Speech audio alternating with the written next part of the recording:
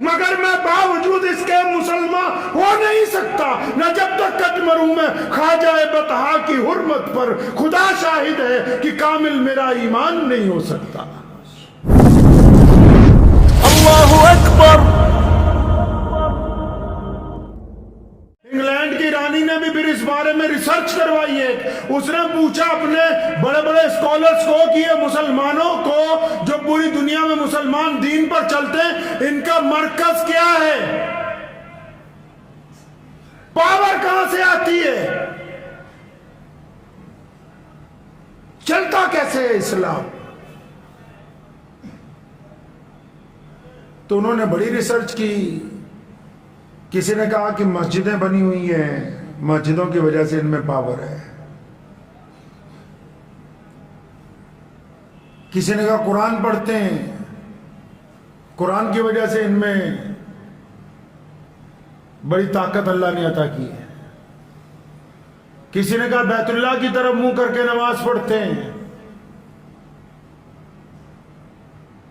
ہر بندے نے اپنے اپنے لحاظ سے، لیکن جب فائنل رپورٹ تیار ہوئی تو حیرت انگیز بات نکل کے یہ سامنے آئی کہ مسلمانوں کی پاور سٹیشن مسجدیں نہیں ہیں۔ قرآن پاک کی صرف تعلیم کے ساتھ مسلمان جو ہے اسلام پر قائم نہیں، صرف بیت اللہ کی طرف منہ کرنے کی وجہ سے مسلمان اسلام پر قائم نہیں۔ یہ ساری جزوی چیزیں ہیں، اصل پاور مسلمانوں کے پاس محمد الرسول اللہ صلی اللہ علیہ وسلم سے عشق ہے۔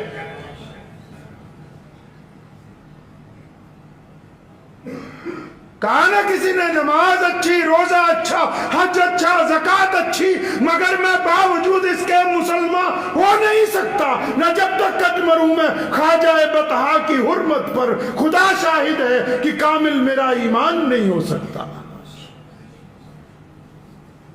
میں پتہ لگا کہ مسلمانوں کی تو رسول اللہ نے خود کہہ دیا تھا نا۔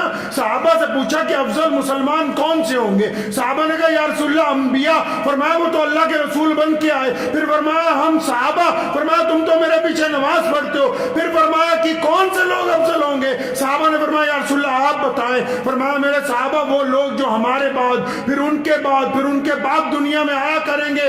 حدیث کا مفہوم بتاتا ہوں کہ جنہوں نے ابو بکر کو نہیں دیکھا ہوگا، عمر، عثمان اور علی مرتضیٰ کو نہیں دیکھا ہوگا، جنہوں نے خالد بن ولید کی شجاعت نہیں دیکھی ہوگی، ابو عبیدہ بن جراح کو نہیں دیکھا ہوگا، اور جنہوں نے خود محمد الرسول اللہ کو نہیں دیکھا ہوگا، لیکن ان کو رسول اللہ سے اتنا پیار ہوگا کہ رسول اللہ کی شان و عظمت کے لیے اپنی قربانی دے دیا کریں گے وہ لوگ۔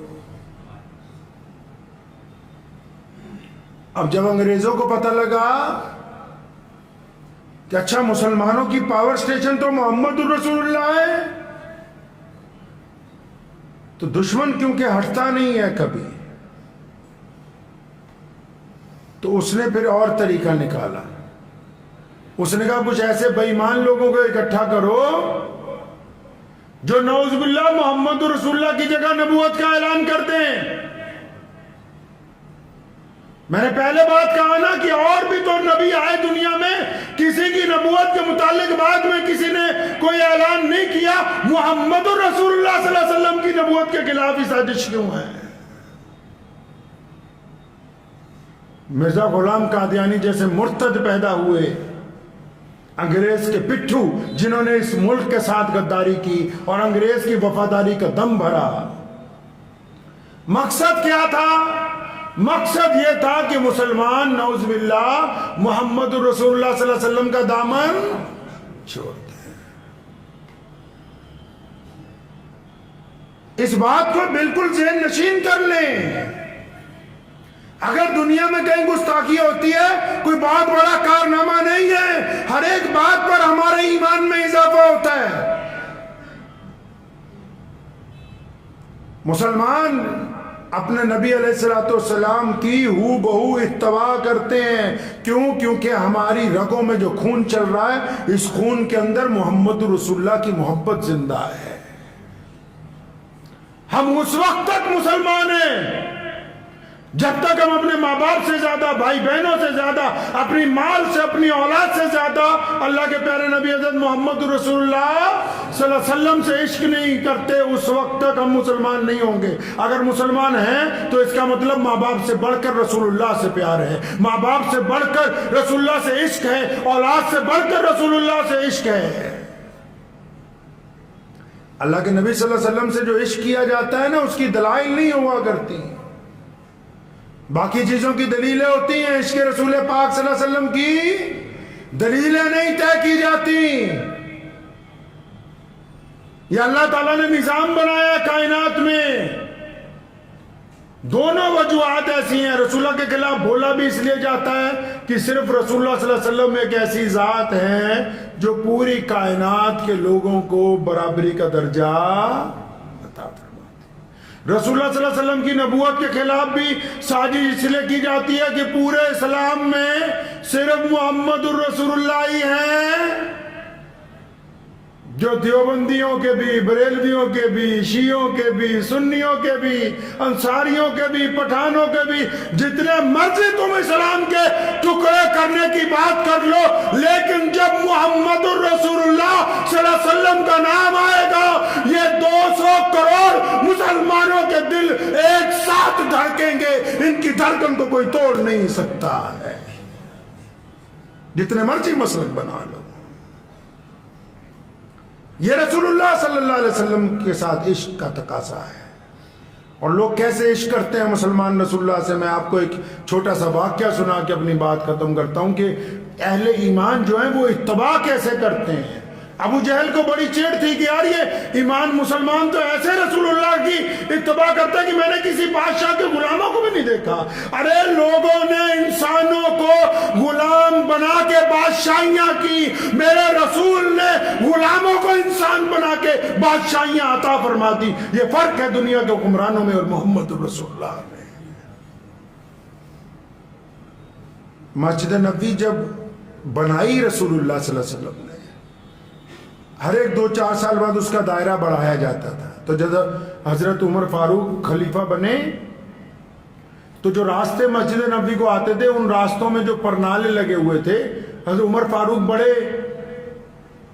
عدل انصاف کے مالک تھے، مطلب ڈسپلن شکنی کسی کی برداشت نہیں کرتے تھے۔ مسلمانوں کے ایک سردار ہیں مکہ مکرمہ کے، علی بن سفیان رضی اللہ تعالیٰ عنہ، مسلمان ہوئے تو جہاں ان کا گھر تھا اپنے گھر کے آگے انہوں نے اینٹیں لگا کے بیٹھنے کی جگہ بنا لی سڑک پہ۔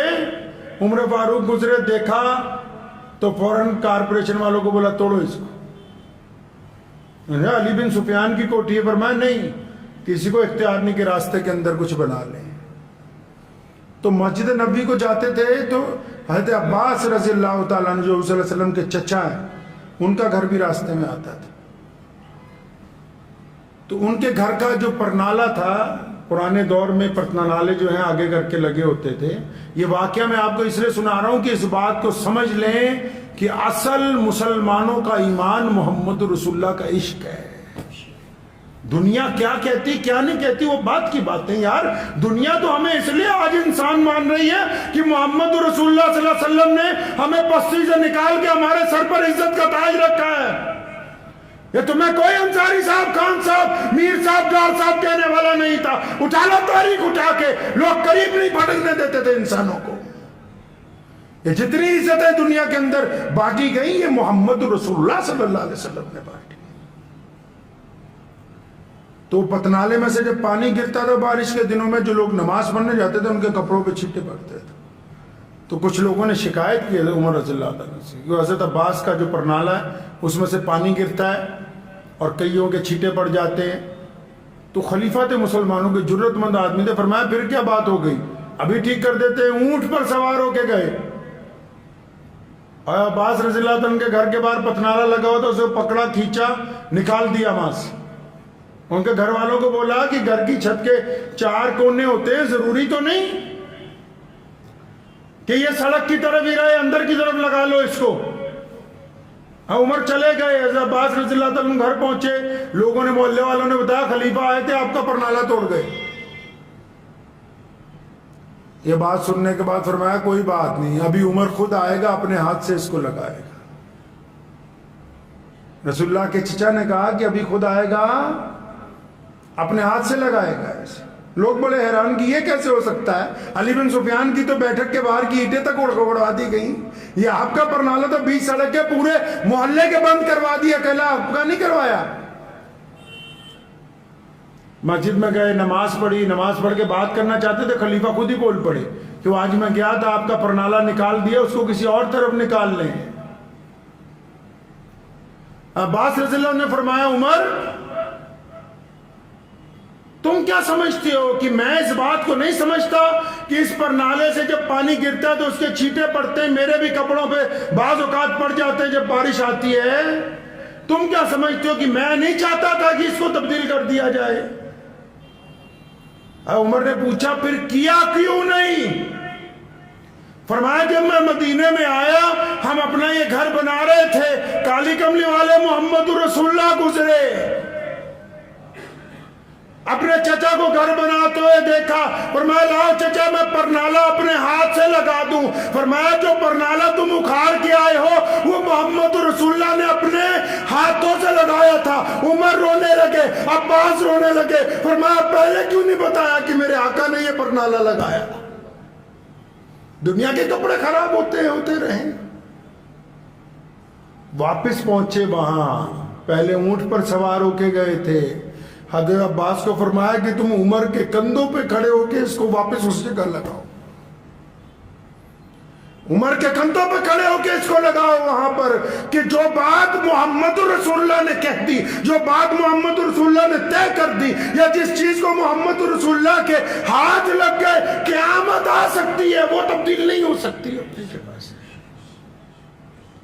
میں مانتا ہوں بہت ساری طاقتیں وہ یہ سمجھتی ہیں کہ ہم وقتاً فوقتاً شاید ایسی حرکتیں کر کے کسی کو ڈرا سکتے ہیں. نہیں, جو محمد رسول اللہ کے دیوانے ہوتے ہیں ان کا ایمان اور بڑھ جاتا ہے, ایمان بڑھ جاتا ہے.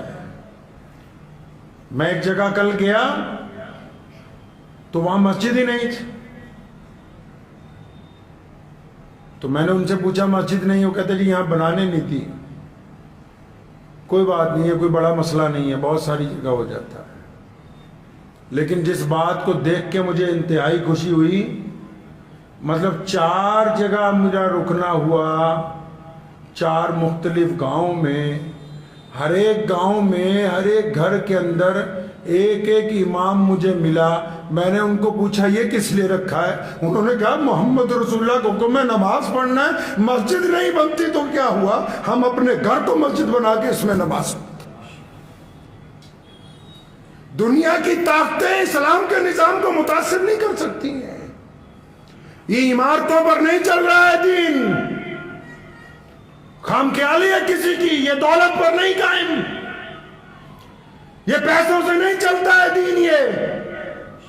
یہ محمد رسول اللہ کا نظام در و دیوار کا محتاج نہیں ہے, یہ دلوں کا سودا ہے. اور جس نے محمد رسول اللہ صلی اللہ علیہ وسلم سے دل کا سودا کر لیا, پوری دنیا کی طاقت مل کے بھی اس دل کو خرید نہیں سکتی, کیونکہ اس کے دل میں لا الہ الا اللہ محمد رسول اللہ صلی اللہ علیہ وسلم کی دولت اتر گئی. دعا کیجئے کہ اللہ تعالیٰ ہمارے ایمان کو اسی طرح قائم اور سالم رکھے. محمد رسول اللہ صلی اللہ علیہ وسلم کی اداؤں کی اتباع کرنے والا, اللہ کے رسول کی پیروی کرنے والا اللہ تعالیٰ ہمیں بنا دے. ہمیں غیروں سے کوئی گلہ نہیں ہے, ہم تو بس اپنے آپ کو درست کرنا چاہتے ہیں. اسلام کی بڑی خوبی, اسلام نے کبھی کسی مذہب کے خلاف کوئی بات نہیں کی. ہم آج بھی یہ چاہتے ہیں کہ ہم اپنے طریقے کے اوپر صحیح طرح عمل کرنے والے بن جائیں, ہمیں کوئی پرواہ نہیں کسی کی. اس لیے ہمیشہ یاد رکھا کریں, جو فیس بک اور واٹس ایپ یونیورسٹی کے کئی بڑے بڑے فتوے باز ہیں, مجھے ایک صاحب کا فون آیا, فلاں معاملہ ہو گیا اس پہ کچھ نہیں بولا, فلاں. ہر ایک معاملے پر بولنے کی بجائے پہلے یہ دیکھیں کہ جس زمین پر آپ رہتے ہیں یہاں آپ نے رسول اللہ کی اتباع کے متعلق کیا کیا ہے. خود دین کے اوپر قائم رہیں گے تو انشاءاللہ اللہ کی طرف سے نصرت بھی آئے گی, اللہ کی مدد بھی آئے گی. وآخر دعوانا ان الحمدللہ رب العالمین. مجھے امید ہے کہ آپ کو یہ ویڈیو پسند آئی ہوگی. اگر پسند آئی ہو تو یہ آپ اپنے دوستوں کے ساتھ شیئر کریں اور اس چینل کو سبسکرائب ضرور کریں.